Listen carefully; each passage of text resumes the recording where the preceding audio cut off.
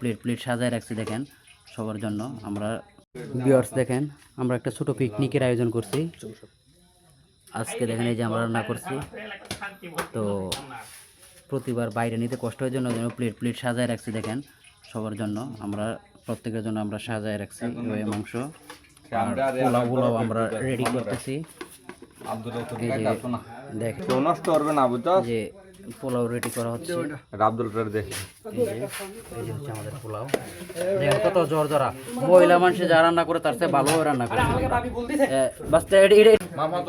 এই যে হচ্ছে ডিম, তো এই যে নকুজ্জামান বাতিজা, হ্যালো মামু, দাঁড়াও এই যে রবিন, হ্যাঁ, তারপরে আছে সিয়াম, মামহাদুল মুন্সি। মুন্সি দোয়া না ফুরে কি তুমি খাইতে বসছো নাকি?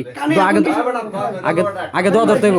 ছোট ভাই আব্দুল্লাহ, নাজমুল হুদা, সীমান্ত সম্রাট। জি হ্যাঁ খাবো, আমি পোলাও প্রস্তুতি খুব মজা করে আপনাদের সবাইকে দাওয়াত দিলাম, তবে এসে কিছু পাইবেন না, এর আগে শেষ হয়ে যাবে। তো আচ্ছা তুমি কিছু রাইখা দিও। না রাখে দেওয়ার মতো অবস্থা নাই। হ্যাঁ আচ্ছা ভাই, হ্যাঁ বলো, তুমি কিছু বলো। বেশি একটা খাবার পারি না, এই জন্য আর কি আমার মুন্সি ভাই নিচে ডাল দিয়ে পেট ভরি বানিয়েছে, তাকে আমি দিব আমার কাটাগুলা। আচ্ছা ঠিক আছে ঠিক আছে। তো এখন তো আমি দোকানে একটু ব্যস্ততার কারণে একটু লেট করে আসছি। ভাবছিলাম তারা কি খাই ফেলছে নাকি, কারণ আমি তো টেনশনে আসলাম, খাইলে আমি কোথাও কাটা পাই, আমি তো মাংস হাড্ডি পাই। তো আছে সবই আছে আলহামদুলিল্লাহ, খাইতে পারবো।